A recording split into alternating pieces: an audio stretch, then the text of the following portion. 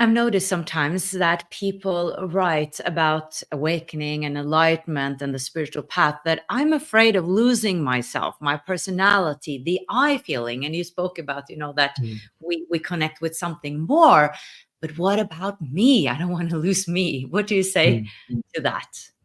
The ego doesn't want to lose itself. Yeah. So you are already the divine. You are already source. It's not that you ever were not source. It's just that there's a forgetfulness that happens. And the forgetfulness is the identification with your thoughts and feelings. And that's what you don't want to lose. You don't want to lose thoughts and feelings, because that's your perceived self and perceived sense of identity. And there is definitely a sense of loss along the way when we go through that, relinquishing on the clutching of the identity and the ego. But the one thing that I can assure you is that what replaces that is immense levels of liberation, greater levels of bliss, greater levels of love, because it's the I that suffers, because the I is in this pain-pleasure dynamic and this sense of needing to belong, which is kind of absurd to think when there's only omnipresence. So yeah, all suffering comes from just not remembering our true nature, predominantly.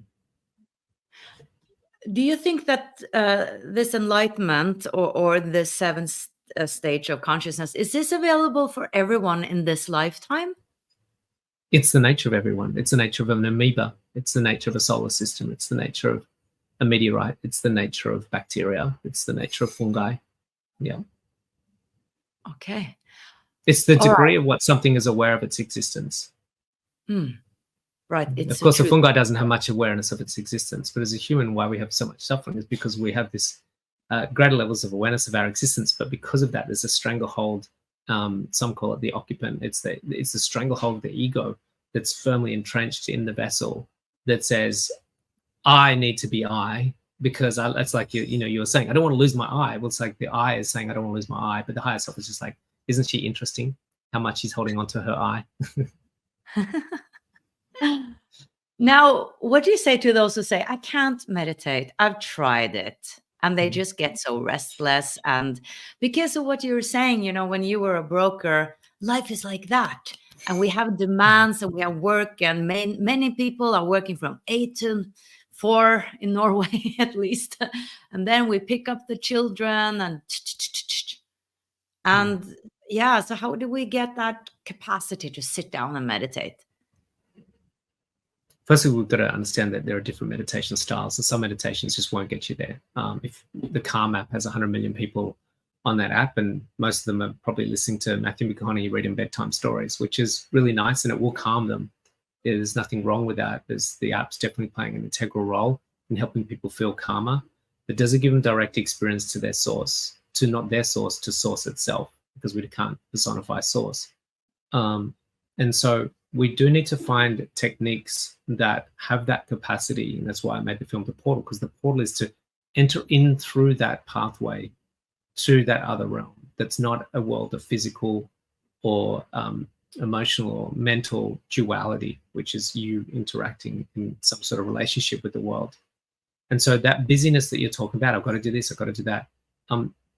One thing we know definitively, that enlightenment is possible for humans because they've been achieving it for thousands of years. And what we can see with those people that are enlightened is one common denominator.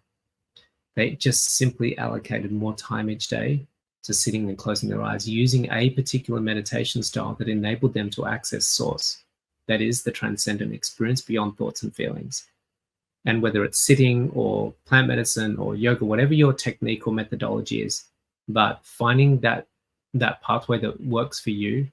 And I use Vedic meditation or transcending meditation because I find it much more accessible and almost instantaneous for many meditations and many meditators. My students today, nearly all of them transcended in their very first meditation in a 4-session course that's happening over the 4 days. So that efficiency of that practice was so compelling for me, and why I chose to use it for the last 30 years and why I chose to teach it. It doesn't mean there's not other methodologies, but I would look around for different techniques that are going to give you that direct experience that's not only making it easy, but also making it extremely pleasurable and blissful. Because if it's not pleasurable and blissful, we're going to supersede it with watching Netflix. And what 3 of the students said on the course today was, when you started to talk and bring us out of the meditation, I didn't want to come out. And the reason why they didn't want to come out of that meditation was because it was so profoundly blissful. And if the meditation is uncomfortable, a stressful experience where you're forcing the mind to stop thinking and it's conflicting with your experience, then it's going to be really hard to fit it into your day. So we practice a blissful meditation that makes it very compelling. I get curious about that course and that technique. So could you share more about your hack when it comes to meditation? It sounds like you talked about the mantra, and I've been practicing that before, and that has been successful for me as well. Like when I've been using mantras, that's when I've had my mystical experiences, actually. I'm not that good anymore to meditate as much as I did, but I used to. It used to work very well for me. So sometimes there are like secret mantras, other times are like, I don't know, there's just so much around this. So what is sort of your method in a way? Yeah, we use a set series of mantras. They're called Bij mantras, and there's thousands of mantras like Om Mani Padme Hum and Om Namah Shivaya. These are mantras that are sort of designed for chanting, and we call them japa mantras, where you have your japa beads and you do the mantras with your japa beads. But they're not transcending mantras. They're actually meant for repeating and continually repeating and never forgetting them, but even repeating them out loud or repeating them with a japa bead. Whereas the transcending mantras are to actually, the design of the mantra, the cognition of the mantra to be used is to actually get to a point where there's no mantra at all and there's no thoughts at all. You've transcended the mantra, transcended the thought, transcended the feeling, and transcended the physicality. So all layers have been transcended, and now you're in just conscious awareness itself, which is a very peaceful place. So each student will get their own mantra based upon when they were born. They're called birth sounds in my the way I teach it. And then we deliver that over 4 particular sessions so that we really give them a deep understanding about the science and the spirituality of the practice, but also help them really refine their meditation and support them with the learning of their meditation. And then after the 4-session course, we give the students ongoing support on a weekly basis where we have our group meditations together on Zoom. Nice. Seems like a course for me.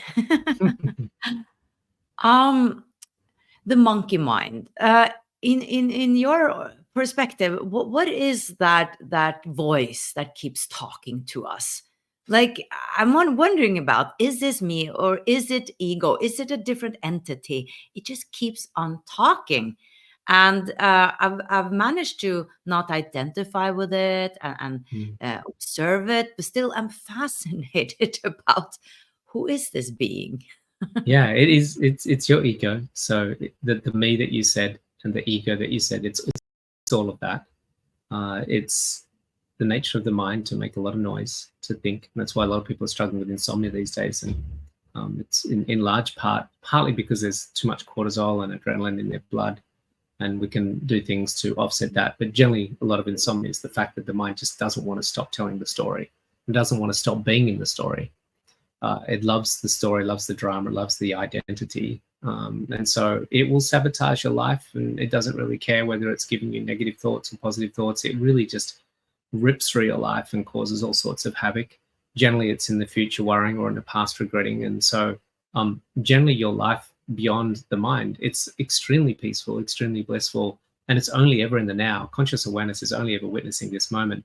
But the mind just has no fun in that place. So it's going to cause absolute havoc in your life by being in the future and the past. So we definitely need to reclaim our sovereignty from the mind and realize that we're not the thoughts and we're not the mind. We have that as a vehicle, and how we use that vehicle is really, really important. To watch the full video, click the link below, and I would love it if you would subscribe to my channel.